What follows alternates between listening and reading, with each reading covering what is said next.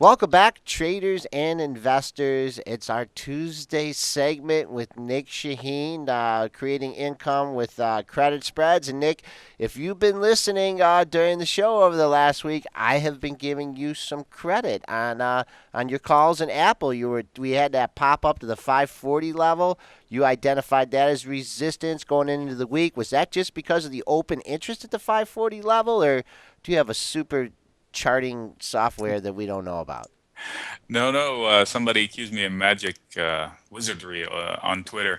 No, it was just based on the open interest. You're right, I've made some trades based on that, and they've been pretty dead on. It's just where it's telling me where the market wants to be, or not be actually. And that's where I'm selling my spreads. I'm looking where it's not going to go and place some spreads there and see how they work out. And for Apple in particular, since you're talking about it, I've been seeing more as to where it's not going to go on the upside and not so clear on the downside. So I don't see clear resistance lines except for the 505 level that the company itself defended vigorously a few weeks back, along with Icon and all the biggies. It's interesting that you look and approach it that way. Everybody always thinks about, oh, where is the stock going? And they place the trades. And your exact opposite. You're always like, where isn't it going? And where can I safely write some calls here and get some income from it? So it's such an interesting strategy. So are you looking at like 540 level is just hard as a rock and it's probably not going above there? So I can safely write those 540s? Is that kind of how you're looking at it, Nick? Right. So if I'm looking at this week, the resistance that I see, it's almost dead even at 530 as far as push pull with bears and bulls, and then anything above that, actually 532.5 is not very significant, but 535 on up, it's going to be harder for the bulls to take it up there without a headline. So now a new iPad, I don't call that a headline. I think they're going to pop it and then say, what, cheaper iPad, bad margins, blah, blah, blah. So it'll have some pull on it. But a new product would just negate any open interest data that I would have, and it would just go right through. But we don't see it. We've been promised that so-called flying car. Remember, we've talked about that? Yeah. And it would need something like that to bust through.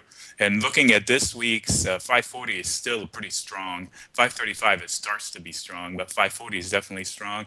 And 550 is, in my opinion, it would take a miracle to go through. So somebody that owns the stock can generate some dividends by selling call against their shares. No selling naked, just against your shares. And you can just, if they expire Covered worthless, then calls. right, then you keep the premium and then you repeat the next week.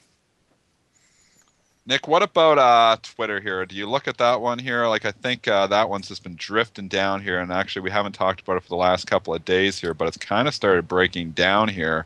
What do you think on this Twitter chart? And is this something you'd look at, or is this just a little bit too risky for you to be going and writing calls or puts on?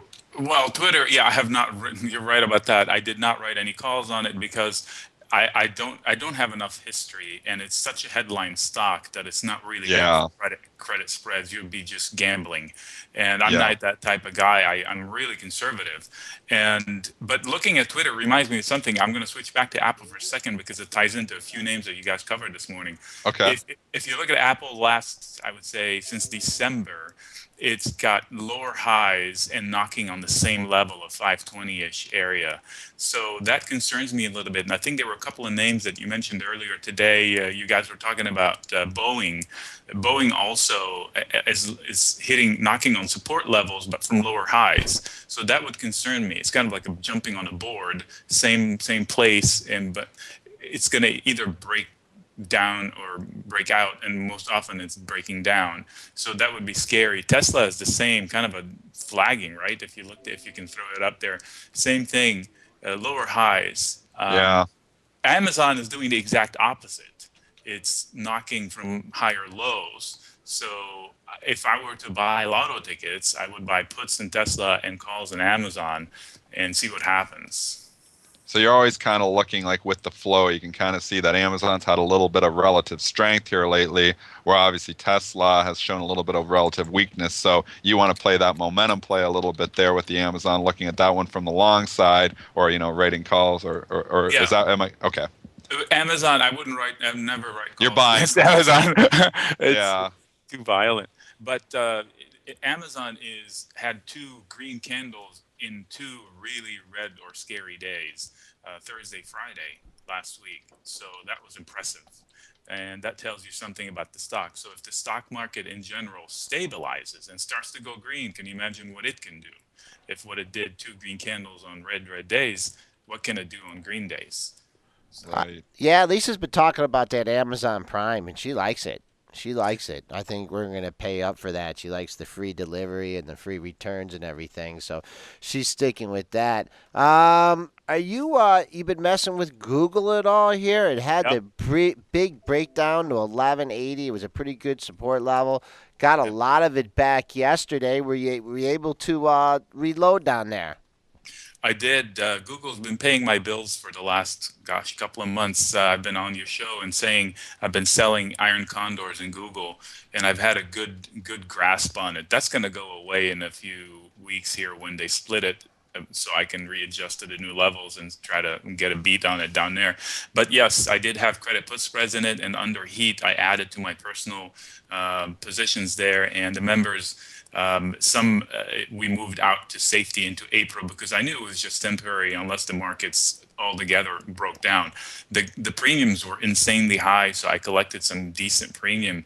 I sold the 1155, 1150 credit put spread. So what I said I'm willing to buy Google at 1155, so I sell the put there, and then to cover my butt, I would buy the one $5 lower and say, but just in case it goes to zero, I want to cover my complete loss to being just $5. So your max gain on that is $5. How much premium were No, you, no, or my max loss? max, Max loss is five Max bucks. loss. How Yeah. much premium? How much premium were you taking in? I'm just trying to get the risk. it depends where you sold it. So if you Yeah. sold it with two deltas out when all things were normal, you collected probably about 30 cents. But it was an iron condor position, so I had a complete about 60 cents. So I'm risking a little over $5 to get 60. Sounds too, reward to risk is not good enough. But if you think about it, it's The just a odds of that are so low of happening, so it's all right. probabilities there. Right. So And you can rinse and repeat the next week. And before you know it, you've got 10% return in a month on just such a stupidly safe, relatively safe trade. So that's how I've been playing Google. And I think I have another week or two of that. And then I'll let it rest for a couple of weeks to see how it's going to behave at half price with two tickers. And then I'll rinse and repeat there if I can. Hey Nick, just a quick question here. If you're doing like the iron condors or selling the credit spreads, does it take a lot of margin? Are you allowed to do that in IRA accounts, or how's the margin? You need quite a bit of money to do these, or I You, can do them in an IRA. You can do it in an IRA. It depends on your broker.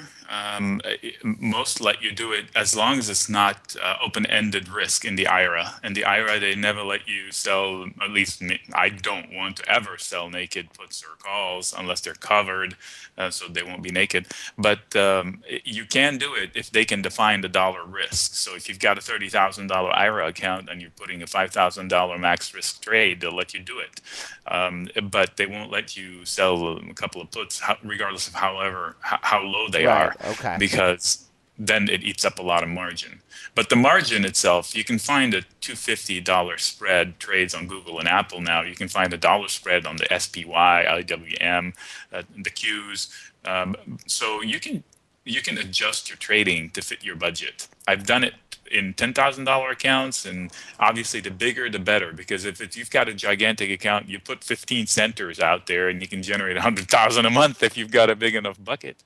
So Okay. No, it, I just wanted to give that for our listeners. What are you setting up for the triple witch? Is that something that you have a better week or better opportunity, or is it just a little bit too much volatility and you kind of step to the sidelines? Opportunity on witching. I usually take advantage of the open madness and throw some iron condors out there that are 50 centers on each side. Meaning, I collect 50 cents to open something with like a 2% wide wing. So in the SPX, for example, in Priceline, and those violent names that usually will tend to want to move.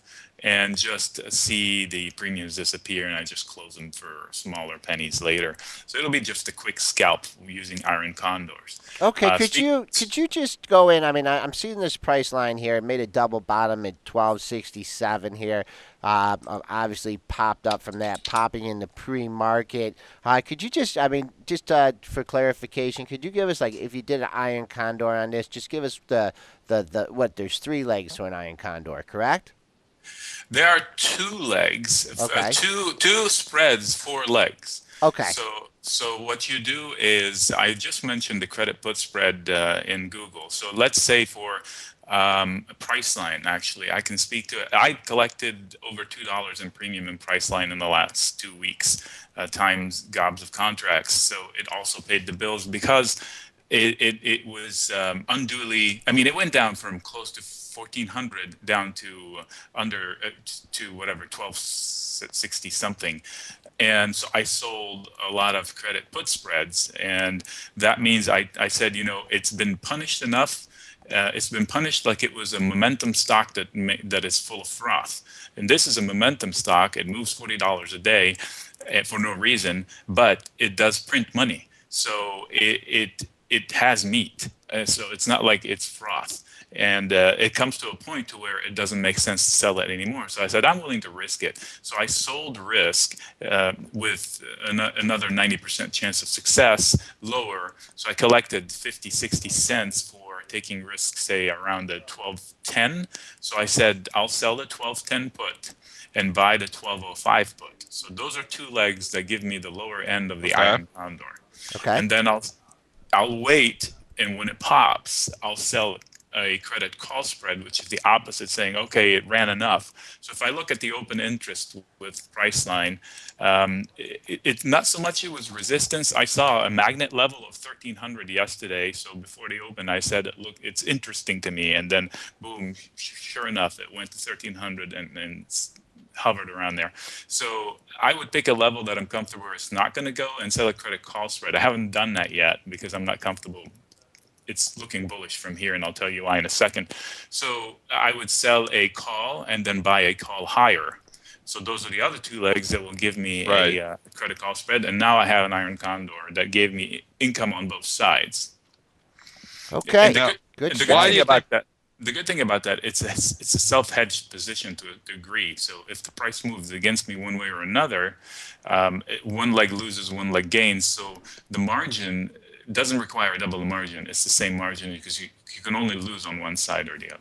Why do Eh, you think it looks bullish here? The double bottom, is that what you're looking at here? And the nice got up Well, through 1300, pulled back a bit, but that is one. Technically, if you look at last year's RUT, which is a small cap ticker, the way I made money on the RUT last year is following a technical pattern. I'm not a technical analyst, but I've learned a few things. And if you consider half of the right side of an umbrella, I think it's called an ascending inverted scallop or something like that.